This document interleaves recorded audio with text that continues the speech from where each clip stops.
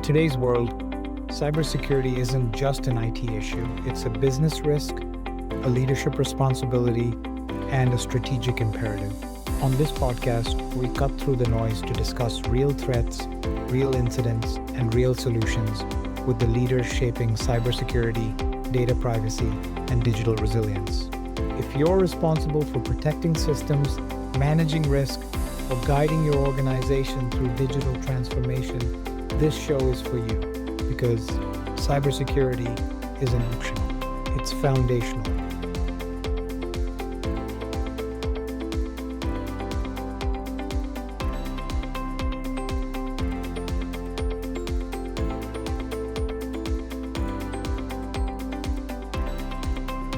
Welcome, everyone. AI is accelerating everything: innovation, productivity, decision-making, and risk. Quantum computing is quietly challenging the cryptographic foundations of the digital economy, and beneath it all, space systems and subsea cables from the invisible infrastructure that make our digital world possible.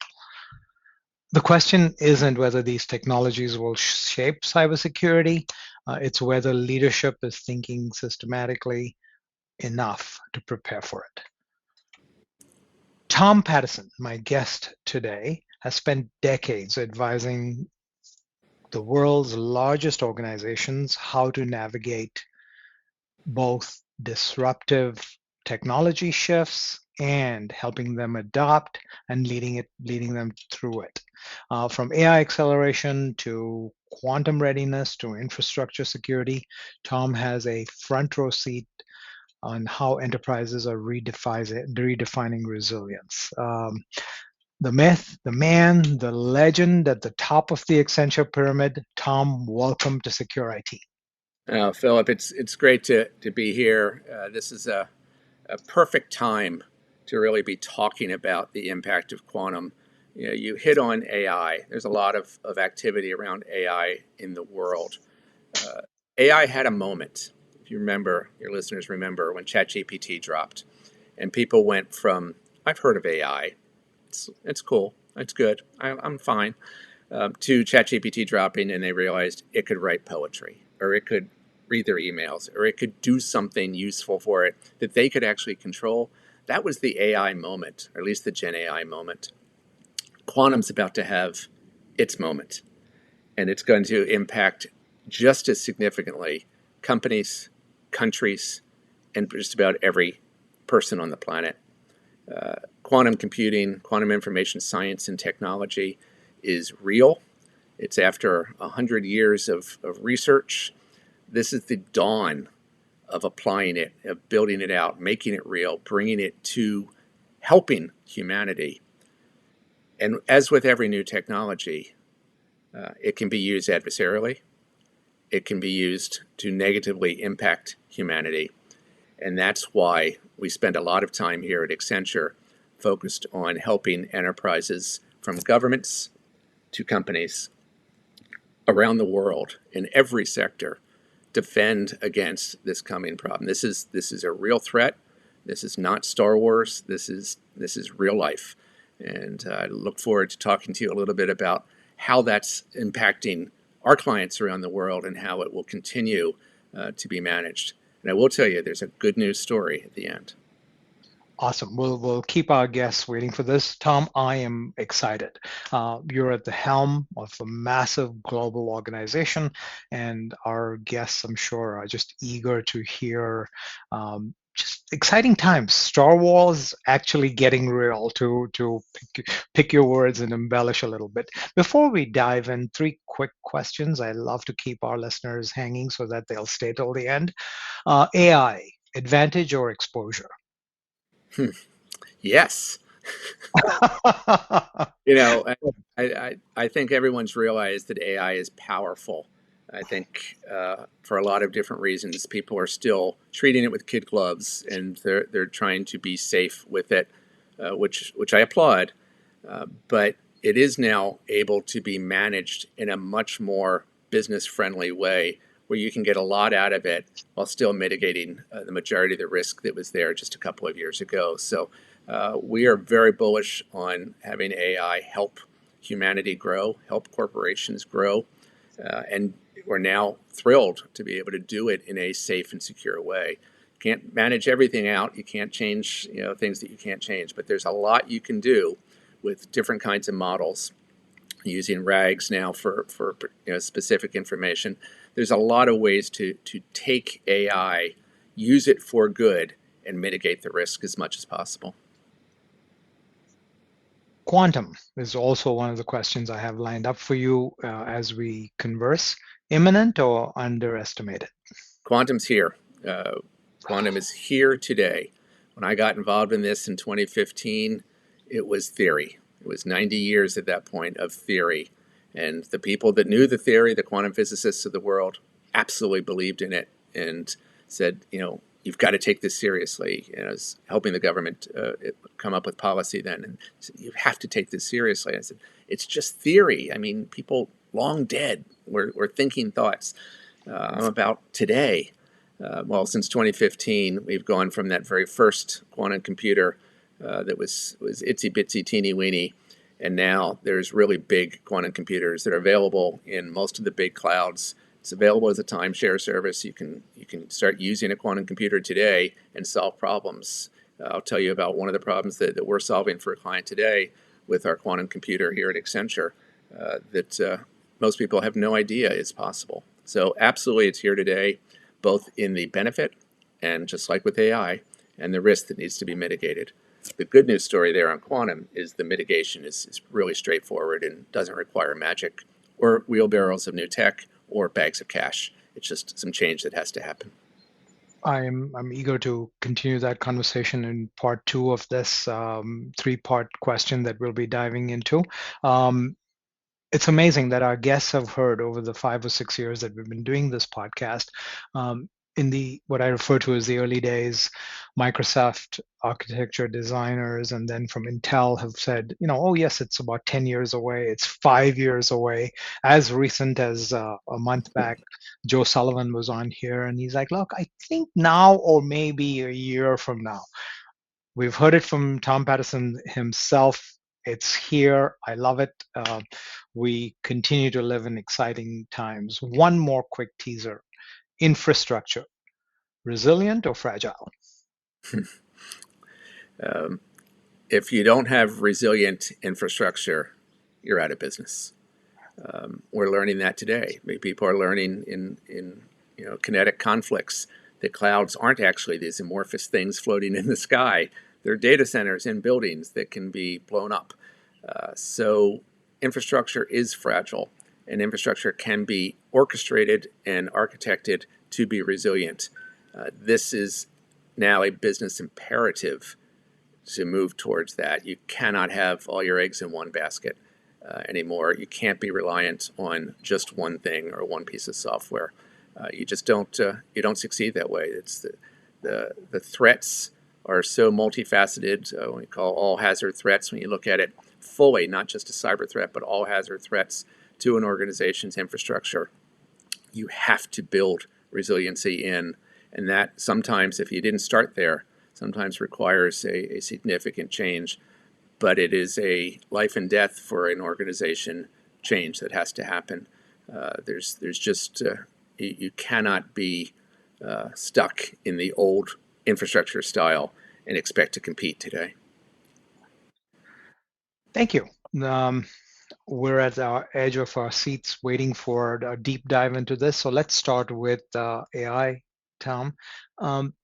Our guests are from various segments, as we talked about in our prep. There's CISOs and CTOs from enterprise level to mid-sized businesses, and we loosely define mid-sizes between 1,000 and 25,000 seats. We've got eager learners from schools and colleges on here as well who are looking for a career. And so my questions will span the range of these various categories that our listeners are in. And the direct push on my AI question is basically, are we mistaking AI experimentation for AI strategy? I understand that when it comes to enterprise level, it might be a more evolved conversation. And if it comes to the smaller business, there's both the fear of missing out and the joy of missing out. So my question to you: are companies deploying AI faster than they understand the risk and the risk implications? So I think we saw a lot of companies early on in the first year or two of Gen AI being generally available, where they were very concerned about the risk. They were saying, "Well, let's not. We don't allow AI in our organization. We just keep it out." Well, think about in the history of technology advances, systems that have said, "Well, just you just can't do that." People, I remember when Wi-Fi came out, Absolutely. they said, "Hey, no, Wi-Fi. It's a risk. You're not Yes. allowed to have it." And so people liked Wi-Fi. They didn't want to be tethered to that Ethernet cable back then. So they went to the store and they bought a Wi-Fi router for $100 and they plugged it into their office. You can't just put that genie back in the bottle. And then the competitive issues started to rise afterwards, and it was like we're going to fall way behind. We are falling way behind to our competitors because we're not using AI enough. So it is now in 2026 absolutely moving out of R&D and out of the labs and out of the trials and into where can we do this safely and really benefit the company. At Accenture, we've got a whole foundry that's set up with just a safe way to do a lot of make use of a lot of AI, and it has transformed our company. Has absolutely transformed our company in a safe way, and it has made us more productive and more capable. And we do this with clients all over the world. So I reject that it's an either or type of a situation. You can put AI, generative AI, and agentic AI to use today to solve real problems, to operate chunks of your organization in a way that doesn't violate your risk profiles. And that's got to be the focus for large or small organizations. If you're larger, you have more resources generally, and you build more things. And if you're smaller, you have the agility to use whatever is the most useful managed service or software as a service that you want to use. And so it's all affordable. The benefits are there. Doing it without taking security into consideration is maybe suicidal is too strong of a word, but it's counterproductive, shall we say. But it is absolutely possible to use generative AI and agentic AI in a way where you can manage the risk and get the benefits today. I smile because you said you referred to history. You talked about Wi-Fi. Across the street from me, his neighbor Mike Cross, who is ex Accenture. He sits in his cyber truck. He's got his Starlink, and he proves the old economic adage completely wrong that you can't get better, faster, and cheaper. Yes, you can. Technology is changing, and Yeah, to that point, so yeah, yes. you got to be smart. You got to Yes. understand these technologies. You got to think about what your problem you're really trying to solve is. But you can do so much. I mean, this is such a great time to be alive from a It technology is. perspective, Mhm. with the very beginnings of using agentic AI, with the very beginnings of using quantum capabilities. Putting them together opens up even new beginnings that people haven't figured out yet. All this stuff is available, and it's the people that are really applying themselves and going after it are going to see the bulk of the benefits. Step back into history for a moment with me, and I'd love your perspective on this. And 10 seconds. Is AI more disruptive than the cloud era? I think it is because it is affecting everyone in the organization. I've told this story at a couple of speeches, keynotes that I've given recently, so I apologize if you've heard it already, Philip. But when generative AI came out and ChatGPT dropped in that December, I got two calls on the same day. The first call was from a board member, longtime friend of mine, board member of a Fortune 50 company, very smart person, knows lots of things that I don't know and I'll never know. But he generally calls me about emerging tech because he knows that's my space. And he says, Tom, because I've talked to him about AI in the past. Tom, have you seen ChatGPT? Have you seen what it can do? Have you actually seen it? I actually got it to write a poem for me, and it was a good poem. I mean, It's great. This is going to change everything. What are we doing about it? About an hour later, the phone rang again. It was my 93-year-old mother. And my mom said, "Hey, I know you're Mr. Technology in the family, but have you seen ChatGPT? It's amazing. It wrote a poem. I wrote a poem to your Wow. father about this, and it was beautiful. This is crazy. This is going to change everything." So when those two extremes are feeling the same way about a new technology, that has never happened. That didn't happen with the cloud. So Uh, true. and so I think the fact that this touches everybody, it democratizes computing power in a way that the world has never seen and may never see again. So I think it's a wonderful, wonderful thing. And as important as the cloud was, I think AI is going to be more impactful. And yeah, more impactful. So that was I more than 10 seconds. Sorry, Philip. But No, no, please, Tom. I'm cognizant of your time, but we enjoy it, and we can do this all afternoon. The example that I often share is that, and I'm going to take you down with me on this one, is we come from the age of mixtapes and fast forwarding and rewinding to the right song, and a millennial today or a Gen X or a Gen Y walks into a room and says, "Hey Siri, play my favorite song." Right? It's that same analogy of, why can I not walk into, or why can I just be here on OpenClaw and say, hey, I'm going to be home in about 10 minutes, make sure I have a nice hot cup of tea and read me some poetry, right? Uh, we do live in exciting times. So, mom, at in ChatGPT, so consider your mission accomplished, as a proud son. Let's talk about the board member, right? If you were advising a board, what AI risk metric would you review every quarter? you know, boards tend to look at what you can measure. So totally agree with the question. But there's so far they tend to be looking at the amount of usage without looking at what it's being used for. So I would I would encourage from the governance side to look at the impact of AI, not the number of people you've trained and not the number of people that have signed on and used it, but what have they done with it? So look at and highlight some of the things that have been done. Here at Accenture, the benefits are popping up from all over the place and not top down necessarily, other than top down made it available and made it safe to use.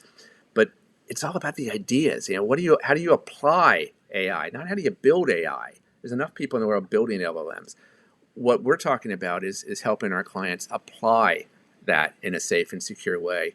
And those ideas come from absolutely anywhere. They're going to come from people listening to your podcast. They're going to come from the students that this goes out to. I do a lot of lectures at university. I just did one at Oregon Tech yesterday, and headed to Wharton next week, MIT after that. It all ranges of students. They all want to know, what should we, be doing as a career? Where should we focus? Applying AI in whatever form, whether it's agentic AI or just generative AI or whatever's going to come next, but applying those to solve real world problems that you know about is a wonderful place to be right now. And I believe every board member should be encouraging that there be a safe way to move from experimentation to action. And that's what we're focused on at Accenture, is helping our clients make that move. And there's so many great examples of those kind of benefits that are out there, where just somebody that said, hey, I know that this is a difficult thing, and I figured out over the weekend. I've learned how to vibe code, and suddenly I solved the problem. One of the questions I ask board members, I do a lot of board meetings and board talks. One of this, I say, how many of you know what Gen AI is? And every hand goes up. I said, how many of you used Gen AI? Every hand stays up. But how many of you have created an agent? How many of you have actually gotten Cloud Code to do a vibe coding for you to do something? I don't care what it is, but do something. Sort your calendar, whatever it is, do something. And every hand goes down. And this is the kind of thing that's so impactful and I might add, so easy to use for everybody out there. It takes a weekend to get over whatever disbelief you have about I can't do this, or I don't understand this, or I don't know where to start. There's plenty of videos you can go watch on how to get going. You can actually ask ChatGPT how to get started, and it will tell you. But getting through that in a weekend and finding yourself by Sunday night vibe coding away and creating things, it changes the perception. Then you get board members and governance that's much more in tune with what should be happening. They start to say, I don't want to see a board book the way I've always seen a board book. I just want da da da da da da da da. And see here, I vibe coded that, and there's the answer. That's where the sort of the future of boards is headed. Yes, absolutely.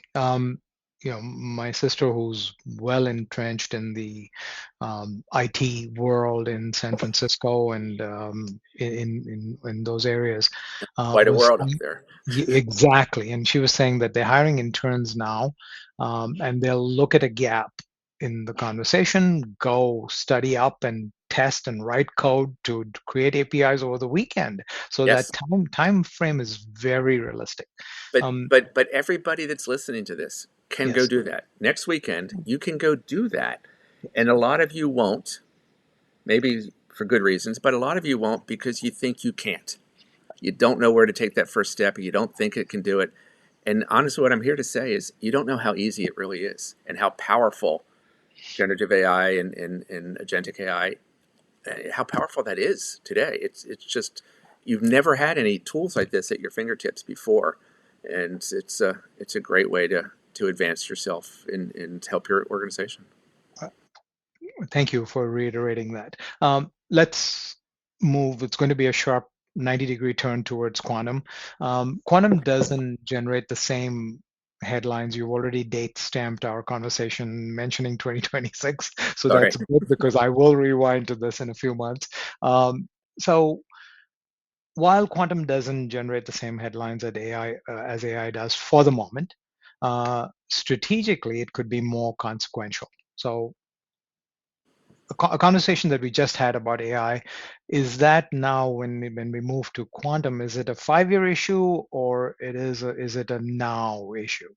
Yeah. So quantum, you've hit upon one of my true loves in life. Quantum Information Science and Technology, QUIST, Q Quantum Information Science, QIST, QUIST, is life changing for humanity. Now, it's not going to have the direct impact to every human on the planet that generative AI is going to have, and we'll have that direct interaction. But quantum computing advances, quantum sensing advances, quantum communications advances, and quantum security advances are all going to change the fundamental infrastructure of the planet and beyond. We're already moving it into space, into orbit, and towards the moon and beyond. So quantum is absolutely here today. There are dozens of companies making quantum computers, each one trying it a little bit differently. We think this kind of physics, and we think this is photonics, and we think this is, whatever it is, the different approaches. That's science led, and they are trying to make one that will work. Collectively, quantum computers are here today. They have been around for almost 10 years, from itsy bitsy teeny weeny to big things that are up in the cloud today. Uh, you know, a company can buy a quantum computer today, but mostly you're going to use it as a timeshare through one of your big cloud providers. All the big cloud providers have quantum computing available as a timeshare. It costs roughly $100 a minute to submit a workload to it. And that workload can be anything. It can be optimize this route, it can be find this fraud, it can be analyze this data set this way.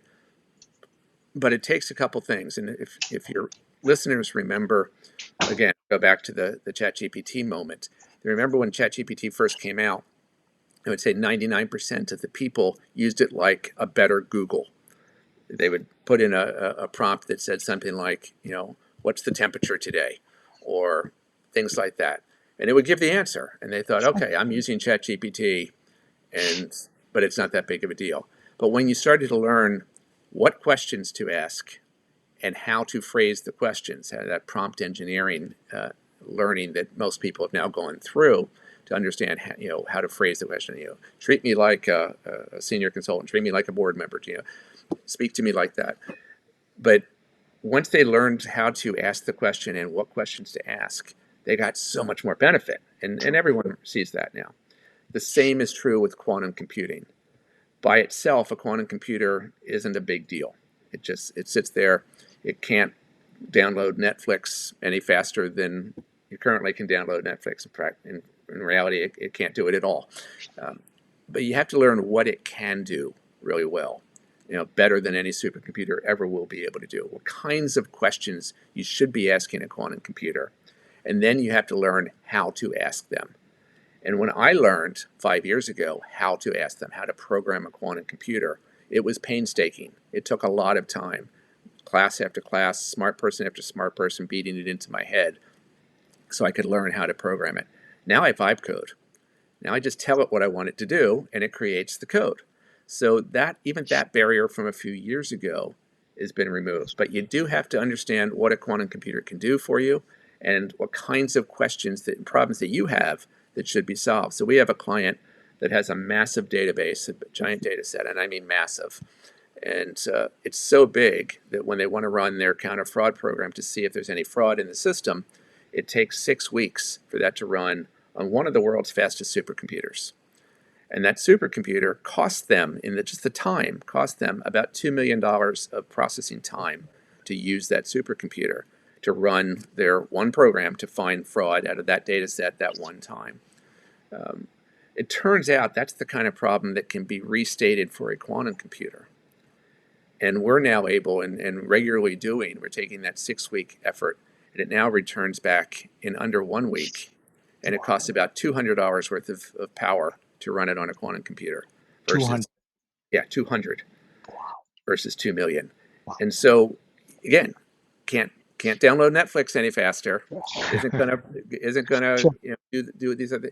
But when you learn about what it can do, and this is a quantum computer that we bought and use for our clients, but this is the same kind of thing you can do through the cloud. Amazon has something called Bracket. IBM has their Z quantum computers available as a service. Google has their quantum computer available. Right. And more, and in different countries of the world. Quantum computing is available today. It's real today. They continue to grow. Last year was a huge growth spurt for quantum computers. The 5 biggest, most advanced quantum computing chip organizations, Google, Microsoft, Amazon, forget the name, there's an organization in China, and a company called D-Wave, all announced massive upgrades in capability, millions of times faster than what they could do the year before, bigger, better, stronger, faster. So there's a huge year for growth. This is the year, again, I'm going to date us now, it's 2026, is the year that this is now being applied more to solving problems. So it's absolutely real. In addition to quantum computer, I want to just don't leave off, if you're interested in this whole Quist area, quantum sensing is also just magnificent. If any of you are Star Trek fans, the tricorder. It's like, let me see, am I healthy or not? They just wave a box in front of your chest. Well, some enterprising startup built that, and it works. And so they have built a tricorder-like device that you hold 18 inches standoff from the body, and it creates a 3D color movie at the atomic level of your heart. Now, previously, externally, clothes on, everything. And previously, you would have to be in surgery and be cut open and filled with radioactive dye and scanned, and to see a grainy, bad picture at the molecular level, not at the atomic level. It's just crazy what can be done with quantum sensors. And those same quantum sensors can be used in space to go look out at the origin of the universe. Or down, there's quantum sensors on orbit now looking down to spot ignition points for wildfires in wide open territories of the world, in case that's going to cause a city to be burned out. That's happening today. Quantum sensing is phenomenal.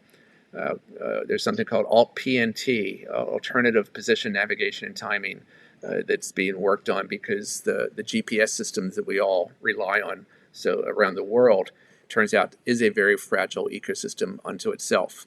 The only way GPS works is with a very small spot in space, and you have to have satellites sitting there, specific satellites sitting up there to provide it. And there's a few countries that have satellites right in that one little spot of space. But everybody knows that spot. So anybody could go, not anybody, but any country could go and destroy that spot in space. And the whole world would not have GPS anymore. So there's been this race for the last decade plus to find alternative ways to do it. And one of the coolest ways is use quantum sensing to look at the pull of the Earth's core magnetically. And it turns out it can tell you precisely down to less than a centimeter of where you are on the planet based on quantum sensing of the Earth's magnetic core. So science is just amazing. Quantum information science is going to affect everybody. It's going to do it indirectly. It's going to build that infrastructure that's amazing and important and new that everyone's going to benefit from, but not everyone's going to have their own quantum computing account and watch movies faster. These are orders of magnitude change. Just to take your GPS example, we led in terms of getting GPS satellites out there. It was, an Air Force initiative. It was Space and Missile Command, and we literally managed the satellites. And to talk about now, quantum sensing is unbelievable. AI too. They're toying around with putting a box in a room where the box will constantly monitor the patient in terms of blood pressure and pulse and breathing and everything else. But your tricorder example is again But, an order but of Philip, magnitude. it's the thing. Yes, It's when they come together. That's yes, going to be the really cool part because you take amen, that Tom. AI Uh-huh. and have it interpret all that data, but now you give it quantum sensors that can Yeah, see the patients at the subatomic level, and then they can see so much more. AI can put together massive amounts of data. right. Quantum sensing generates It's massive amazing. amounts of data. It's a marriage made in our And wonderful future. I couldn't agree more. AI has the neural, thinking powers and human-like thinking capability. Quantum provides just accelerates that, and speed of computing. The two together will be absolutely amazing. Um, I've got a fork in the road, but I'm going to take both paths with you. So when it comes to enterprise, you mentioned one enterprise client of yours that's studying fraud data and could possibly do have a $1.99 million savings down to Every $200, 6 weeks. right? Wow, every 6 weeks. And is that the exception or the norm? Are enterprises, enterprise organizations seriously moving towards post-quantum cryptography, or are they still in awareness mode Yeah, on an so average? there's two parallel paths. There's the using quantum compute and quantum sensing to improve your business. That is still mostly in the research departments, not in the production departments. So the example I use for that one client is not the standard for where most of our clients are. They have them, you can optimize routes. So route optimization. So think about baggage, think about shipping containers, think about things with massive amounts of data and movement, and it needs to be optimized. Quantum computers today are helping in that area. Most of the rest of the stuff is being developed by companies that are serious about it. Now, we haven't talked enough about on this talk about the one additional thing a quantum computer can do, and that is factor any size number. So if you take 3 times 5 and you ask a computer what the answer is, every computer under the sun will tell you it's 15. Big deal.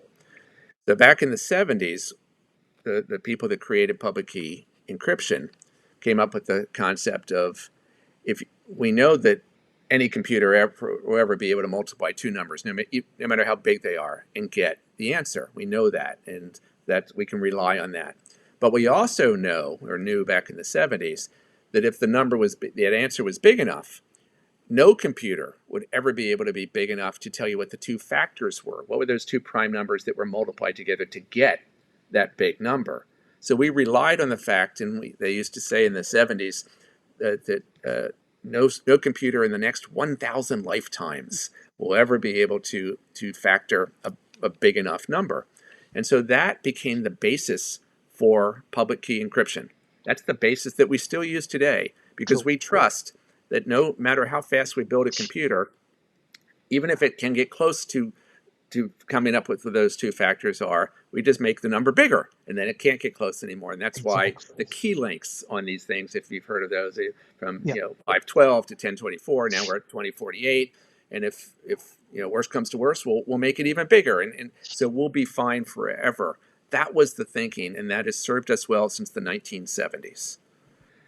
A quantum computer can do many things, like root optimization, and it can process certain things a certain way. One of the things it can do is it can factor numbers, no matter how big they are, almost instantaneously, just the way quantum bits work versus normal digital bits. And so because of that, once you have a quantum computer a little bit bigger than what we have today, but not a lot bigger, but a little bit bigger than what we have today, you'll be able to take that fully encrypted data and have it just say, boom, Yep. here's the clear text. And so we've known since 2015 that this was going to be possible. An MIT professor named Peter Shor created an algorithm before there were quantum computers. He said, if anybody ever can build a quantum computer, at this size, then this algorithm can run, and it will break the public key algorithms that we use, because it will do the factoring. And he waited and he waited, and was pretty much anonymous for most of his teaching career. But now that quantum computers are close, he's a celebrity and a wonderful support, because he's shown us that this was going to be possible. That allowed groups like the White House to provide funding to NSF, That's uh, right. and provide funding to NIST so they could create the new algorithms that didn't rely on factoring, come up with a different way to do it. And that's what's underway today. Every serious organization in the world, certainly every public organization in the world, every government in the world, has a plan in place to move from those old algorithms that we know are going to be vulnerable in the next few years, to the new standards that NIST is put out in 2024. So they've got to make that change. If you don't, you're back to having no secrets and pretty much cut off from the rest of the world, because everyone's changing. And I will tell you that pretty much all of our clients are taking it seriously. Governments around the world, I spend a lot of time on this subject around the world in boardrooms and in government rooms. The NIST guidance, the White House guidance in the U.S. is right in line with what the U.K. guidance is, which is right in line with what the EU guidance is, and in different countries in Asia, Japanese guidance and Singapore guidance. This is the same. India just came up with their guidance on it throughout the GCC, the Middle East. They've got everybody's saying the same thing. By 2030, you need to have stopped using your vulnerable old classical public key infrastructure, and you need to have moved on to the new post-quantum cryptography. And here's standards for it. Here's how you do it. There's something called crypto agility, which is a new emerging standard, which makes it much easier to manage all this change. But you've got a process that you've got to go under, and most people are, of changing from the old way to do it to the new way to do it. It's a change management program. It's not no magic. You don't need to understand quantum physics. You just need to know that by the end of this decade, next 11 quarters from where we are at this moment, you need to have identified where all your old vulnerable algorithms are, and replace them with new. And to do that efficiently while the plane, rebuild the plane while the plane's in flight, True. to do that takes organization, takes strategy. And that's what Accenture does for the most part around quantum security, is help our clients, our big, complex organizations, through that process, where you start with building a strategy, then you do the discovery phase, where you discover just the most important things, the most risky things at the first, and then you go come up with a new architecture that will defend those with the new algorithms, and you start to deploy that. Then you continue that process, rinse and repeat as you go forward, so that by 2035 you should be completely finished. The world has never gone through an encryption change that's like this, that's this important, that's this pervasive. We use, people that are listening to the podcast are listening to it encrypted with public key encryption, watching the video, or it's encrypted with public key encryption. It's in every device, every server, every product, every app. every computer, everything, all has it built in. We've just come to rely on it. We haven't focused on it, and now we have to. And it's not a huge deal, but we have to do it. I am kicking myself and not taking the fork in the road, but yet I'm thanking you because that was the fork I was talking about. Ah, So let me give you a okay. little background. Aurora, the company that I founded, the cybersecurity company, we um, hitched on to this little known company at the time called PGP. PGP was just bought from Bill Network Zimmer. Associates. Yeah, Yep, exactly. And pretty good pretty good protection yeah. was the acronym, right? And we rose to decent fame because they were acquired by Symantec, and Symantec was acquired by Broadcom, and Aurora was in this rarefied space of being the top 12 companies that were, deploying encryption nationally. And in those days, we thought encryption is a panacea of all evils, right? I mean, you encrypt something and no one can get to it, and boy, has that opinion changed.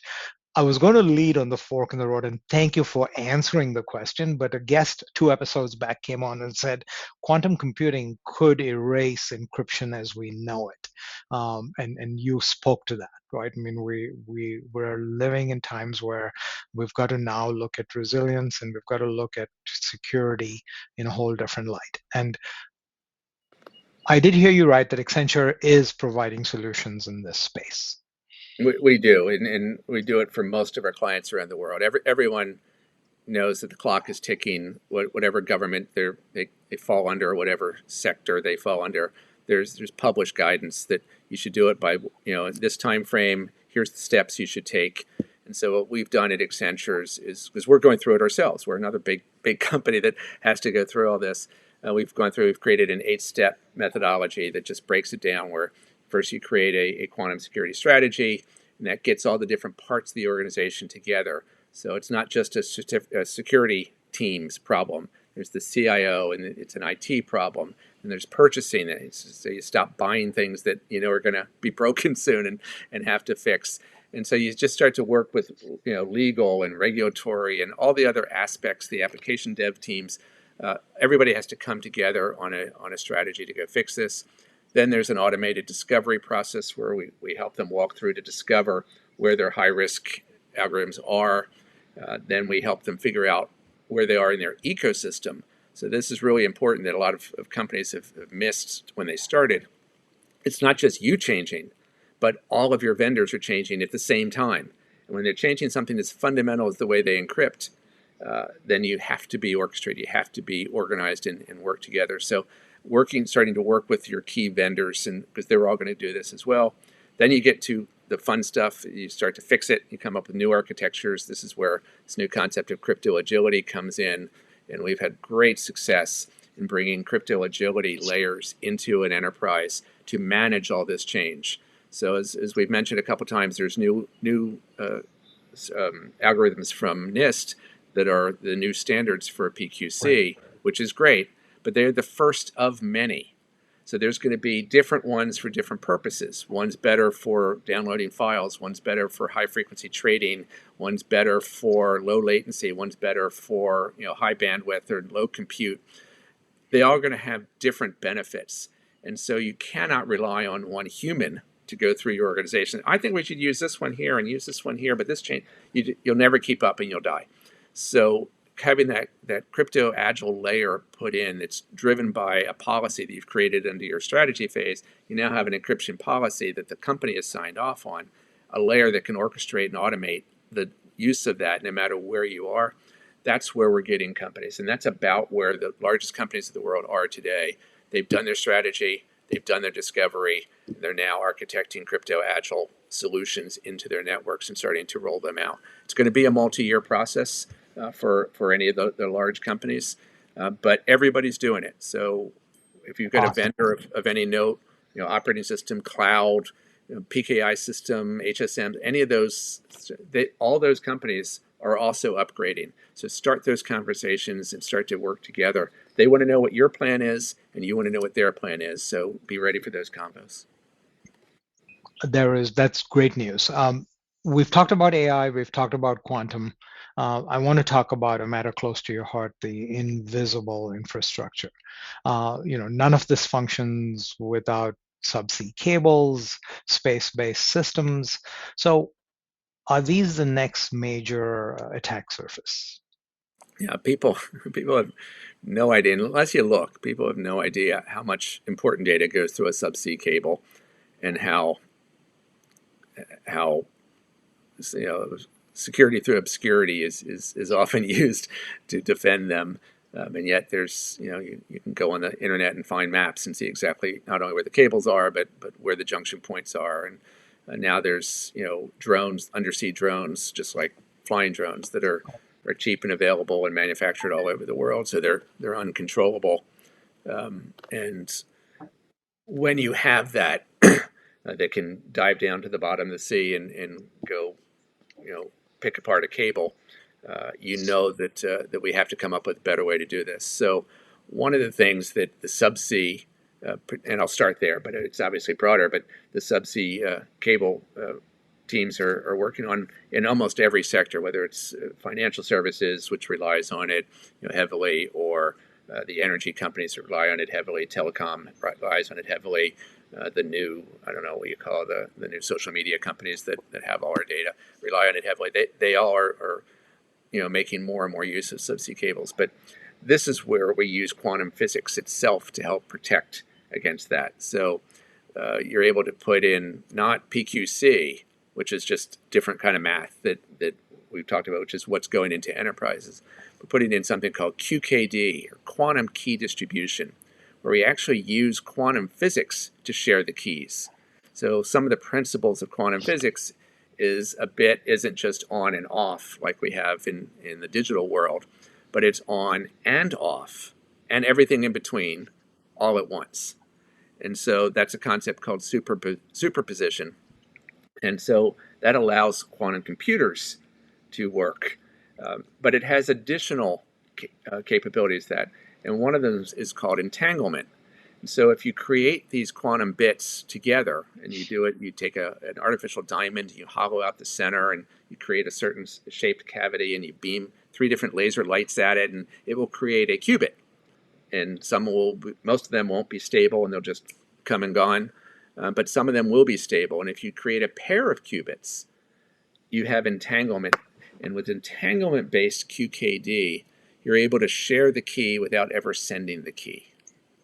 Now think about that. If you don't have to send the keys somewhere, it just is there. And it doesn't have to communicate digitally, but it can communicate through entanglement in quantum physics.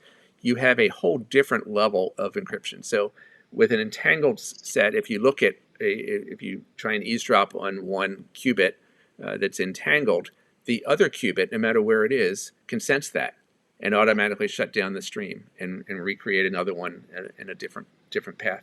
So we're able to demonstrate that already at the campus level. Campus level, it can work through fiber. It's having much more success in space because it's all photonics, it's all lasers.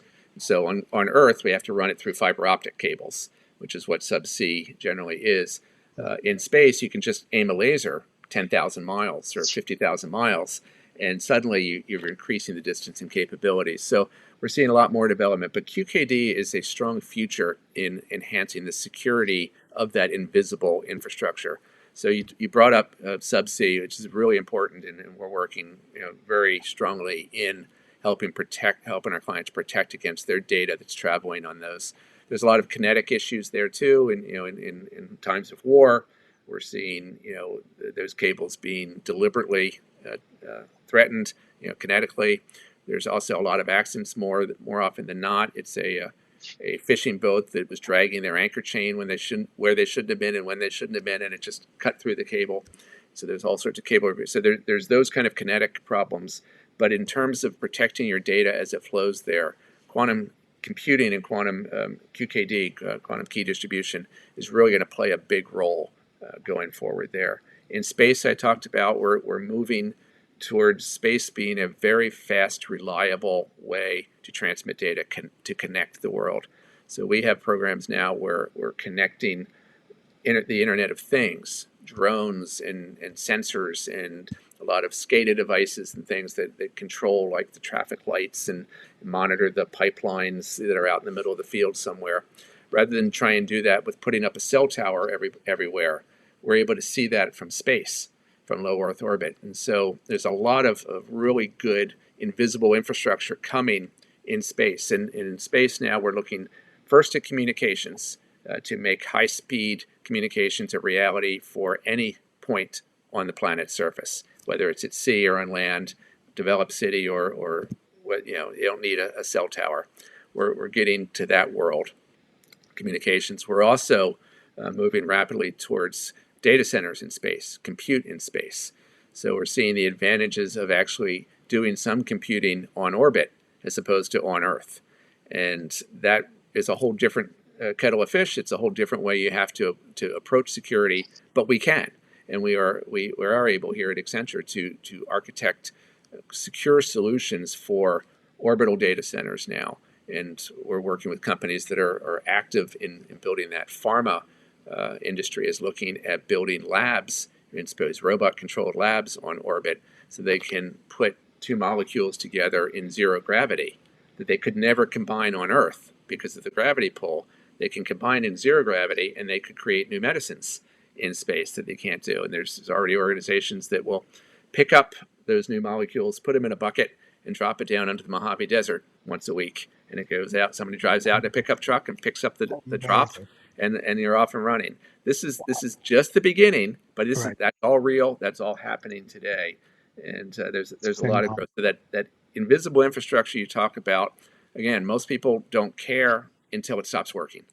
And we're seeing today when a kinetic war gets involved and chunks of the invisible infrastructure go offline, uh, then people care. Then people say, "Oh, we should have geographic redundancy. How come we didn't have that before?" And so it's just changing the way people think. It's absolutely great that organizations like you used to run and Accenture works on with companies around the world have been looking at this and have been continuously upgrading. And when you look at AI for optimization rules, you look at quantum both in compute and sensing, it's making a big impact into where we're going. And then space is going to be the great equalizer. Space is going to be a $1 trillion new economy that's just starting today. And there's about 15,000 satellites on orbit today. There's going to be 100,000 by the end of this decade. And they're coming not just from governments. It's not just NASA, and it's not just SpaceX, but there's companies all over the world that are realizing the cost to launch a satellite is now under $1 million to build and launch and operate a satellite. So companies are doing it for themselves, and countries are doing their own sovereign version, so that they're not no one else can tell them what they can and can't do in space.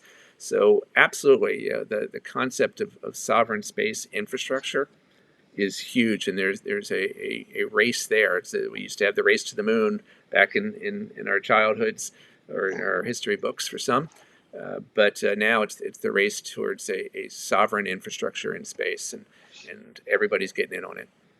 Speaking of space, is space security now fundamentally a cybersecurity issue? No, it's a what we call an all hazards issue. So, security in space, you have to consider, um, you know, kinetic acts, hostile acts from adversaries, but also nature. The nature of space is hostile. The radiation, the fact that a satellite on low Earth orbit is moving over 15,000 miles an hour. That's fast. It circles the Earth about 7 or 8 times, depending on orbit, 7 or 8 times a day. So it's flying around. So you can't use things like certificate authorities that you have on Earth, where you just say, "Oh, we'll just ping this and get the answer back in a millisecond, and we're off and running." You may not be over one at that point, or take too long True. to get obscured. Radiation from the sun changes things. The atmosphere changes things. Uh, there's all sorts of hazards. Also in space, it's harder to send up a repairman. It's harder to do a patch. It's harder to make changes for that. Generally, things in space are very constrained in terms of what we call SWaP, size, power, and weight. And so you have to be able to do a lot more with a lot less. So you don't have the ability to just run this big old fat program that we have down here and just run it on the satellite. No, you have to have just a small amount, the most efficiency you can possibly get for a swap. And so that is causing the same security requirements that we have on Earth, but delivered completely differently. So one of the things that Accenture is working on with our clients now is helping translate. We're the largest managed security services provider on Earth today. We're really good at it. We're not only good at it, but we're efficient at it. So we know people need patch management, and we know they need encryption management, they know they need all those services that they need on Earth. The same services are needed on orbit, but the way you deliver them, instead of certificate authorities, you have digital ledgers, distributed ledgers. And distributed ledgers have to be trusted in their own way, and they have to be able to make instantaneous answers and give it back, even if you're out of line of sight, the far side of the moon or something like that. So there's all sorts of differences in the way it's delivered, but we know exactly what is needed. So as this new trillion-dollar space economy gets built, and it coming up with all these different companies trying to do things like build new molecules that'll cure cancer, or create new Earth observation centers that can detect wildfires, or improve communications anywhere in the world. All of those things that are happening by lots of different companies, instead of having them each one be responsible for building their own security stack into their own thing, we're looking at making sure that anyone that's operating in space can have access to this network of services. And that is just being built today, and is definitely part of that invisible infrastructure of the future. Tom, I want to take you on topic. I want to take you back into the boardroom, if I may. Do enterprises underestimate their dependency on infrastructure that they don't control? You alluded to this earlier in the conversation. Should boards be thinking about infrastructure resilience beyond their own data centers? Yeah. So I've been a board member of 3 different public companies over my career. The first one was, I don't know, 25 years ago. Um, 25 years ago, I would have agreed with you, yes. But boards are getting really savvy now. Boards are choosing people that know things rather than who's their friend or who put money in, and or who deserves a seat. They're out there constituting their boards very differently now. So I do a lot of work with boards all over the world. What I see now is a hunger to learn, and that wasn't there 25 years ago. It was, this is how we do it. Let's get going. Now it's that they want to learn, and they want to do it in a way that's helpful. So I don't think that there is that lack of interest in the reliance on infrastructure. The thing that used to be said was, well, if the whole infrastructure goes down, we're dead anyway. So who cares? We can't be accountable for that. Well, it turns out that's not really true. If a data center gets blown up in a war, you're still expected to continue your operations. So if you are a car driving, car service company, and you're completely delivered online through the infrastructure, and it's all done by one data center, and that data center does get destroyed, it's you that's out of business in addition to them. And so building a resilient organization on top of today's infrastructures, and then keeping a focus on that when you do your risk, not letting your risk analysis team get away with saying, well, there's nothing we can do. If the cloud goes down, we're all dead anyway.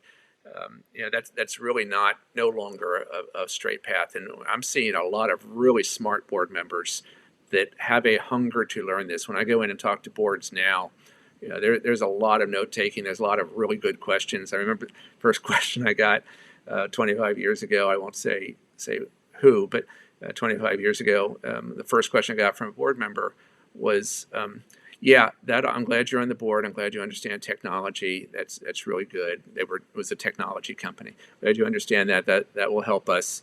But my computer at home is running really slow. Do you think I have a virus? Could you come look at it for me?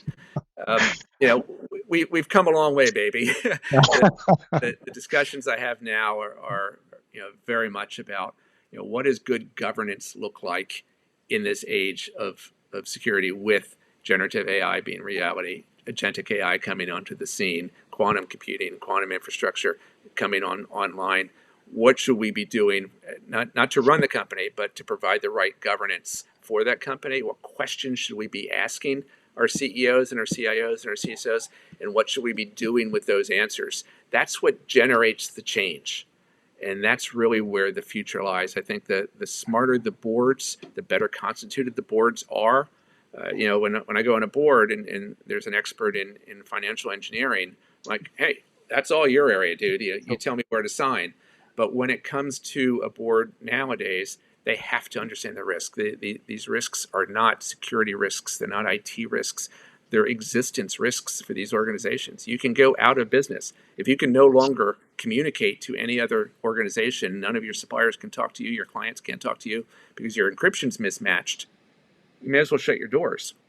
Or if you don't protect yourself now and you're a bank and you rely on everyone trusting that your numbers that come up in the ATM are the right numbers, and you can no longer guarantee that because someone can come in and fiddle with them, you're out of business. It's not just a malware attack that you'll recover from in a month and your stock will bounce back. This is an extinction event for companies that don't figure this out and get this right. And the same on the AI side. If you don't both keep up with the Joneses and stay competitive, you're going to lose. And if you don't do that, keeping up in a safe and secure way, you're going to shoot yourself in the foot and probably lose. So you've got to do it with security. Security is your best friend. Security is your partner. Security is your enabler. And it is your path forward as your competition may not be as savvy as you. So you need it top down. You've got to have a great constituted board, and I'm seeing goodness there. You got to have smart executives that take advantage of the technology, good and mitigate the bad, and move forward. And like I said, what I started, Philip, this is such an exciting time to be alive from a technology perspective. When the world events start to get me and my family down, it's like, oh my God, this horrible thing just happened. We dive into the science. We start. Let me talk about this new battery that's been invented based on salt instead of lithium. These kind of things that there's new breakthroughs every day. So, as the emerging technology security lead for Accenture, I think I've got the greatest job in the world. I get paid to study all these things, to talk to and be briefed by the smartest experts in the coolest new companies and emerging things that are happening, and then go help put together teams to go apply that to solve real world problems. This is a wonderful time to be alive. And I'll go back to your point on students, because you and I both spend a lot of time focused on the next generation that's got to come up. So I do spend a lot of time talking with students at different universities, large and small. Sometimes when I travel, I'll seek out the dean of the nearby university and just talk to some of their folks. But that generation should be optimistic, and they're not generally. By and large, they're sad when they come into these things, at the start of these talks. But by the end, there's dozens of things that, hey, if this sparks your interest, if this excites you, if you think you'd be good at this, there's paths forward. I had just at it was yesterday I did the Oregon Tech talk, and then right after that I had a meeting with a group, a company that was saying, and if only we could find some people that knew how to program C bombs, we'd pay anything for somebody to know how to program C bombs. So C bombs are like an hour old. Anyone can learn and be as much of an expert as I am, and you can learn that in a month. And so universities should be training on that, should be helping people, guiding them where to learn and what to learn and how to do, and then connecting them forward. But there are new skills that are not matched by, not delivered by AI, that are of great help to the organizations that are going to go through this change process going forward. Thank you for that message. Wipe the frown off your face. We are in exciting and happy times, and you had me at buckets of new compounded molecules falling out of the sky into the Mojave Desert. God bless you. Great times. So, Tom, thank you. We do want to get the message across to the kids. I'm going to use that term loosely, that we are living in happier times, right? We talked about AI. accelerates decisions, quantum challenges encryption, space and subsea systems expand the attack surface. So we know that. What happens now today? Is digital trust becoming a geopolitically fragile issue? Digital trust is becoming a prominent, more important, more critical issue. It we've seen that we are tied together digitally, and more we're seeing cyber war as a component of kinetic war. That's happened in multiple theaters just over the past few years and the past few days. So we know that is a reality. That is going to People are going to start to wake up to see that extends into critical infrastructure organizations that are not in the theater of war, but are still at risk. And that risk can be intentional. That risk can be natural. I live in an earthquake zone in California. There's all the different weathers and weather patterns, whether it's fire or flood or hurricanes or whatever the natural world has to throw at us. These are all real things, and they can all disrupt. So building digital resiliency is something that we focus on at Accenture. We're reinventing infrastructure to be resilient, and we're not just saying, well, you had one data center, now you have two, but we're using these emerging technologies like distributed ledgers, like space tech, like quantum that can do things that normal computing can't. When you use that, you're able to actually architect and make that change going forward. And that's something that trust is the most important word. I've been focused on trust is the word. I think I was named like 15 years ago, named one of the lifetime achievers in trust by some trust organization, because I focused on it so much early on. I think it's only becoming more notable now and more important now. I see it come up in boards. I see it come up with CIOs and CEOs. Like it's not a matter of did this bit flip. It's a matter of, does our customer trust that this is the right number? Or will they trust to connect to this? Do they trust our word? Can they trust this video? Is this us, or is this a digital twin or a deep fake? Those kinds of things. We need to use emerging technology to provide the trust for emerging technology. And that has to be thought through, that has to be architected in. But again, it's a good news story, Philip. There's lots of clever new thinking and creating new things from companies that didn't exist 5 years ago, because the problem didn't exist 5 years ago. But now there's great ways to detect deepfakes, and there's great ways to come up and prove that you're a human and not a bot. There's great ways to detect all these other things. You can use that as you build your solutions, build and architect your futures, and you can get the benefits from emerging technologies without being paralyzed by the risk.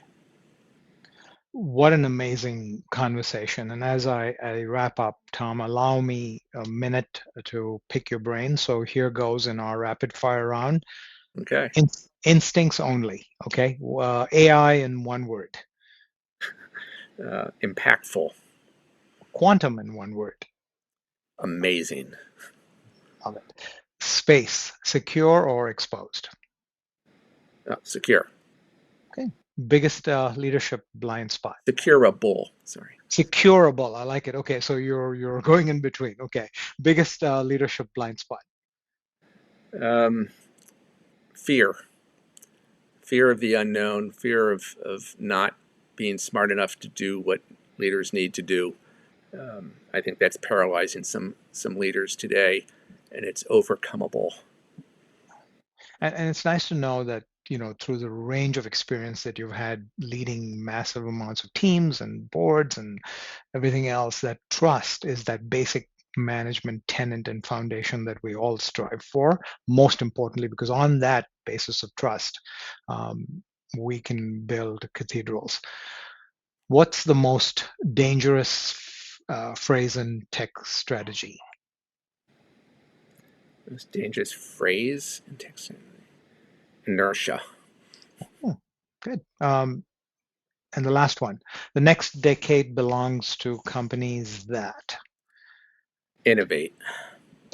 Love it. Tom, this has been an absolute pleasure. Ladies and gentlemen, AI is accelerating capability. You heard it here today.